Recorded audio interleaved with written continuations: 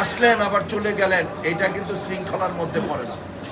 এখন রাজনীতি, তারেক রহমান দেখেছেন 10,000 মাইল দূর থেকে উনি আজকের এই প্রতিষ্ঠাবার্ষিকী বিএনপি, এই 10,000 মাইল দূর থেকে বিএনপিকে যেভাবে তিনি ঐক্যবদ্ধ রেখেছেন, সেই ঐক্যবদ্ধর কারণেই এই বিএনপি থেকে 17 বছর 6 মাস একটি লোক অন্য দলে জয়েন করে নাই। কেন? উনি এটা ডিসিপ্লিনের মধ্যে রাখছে, কি রাখছে না? এর মধ্যে দেখেন, যারাই দলের উচ্ছৃঙ্খল করেছে, যারাই দলের বিরোধিতা করেছে, যারা চাঁদাবাজি করেছে, তাদেরকে কিন্তু দল থেকে বহিষ্কার করা হয়েছে। কি করে না? যেহেতু তৈরি দল একটা শৃঙ্খলার মধ্যে চলে, আমরাও চাই।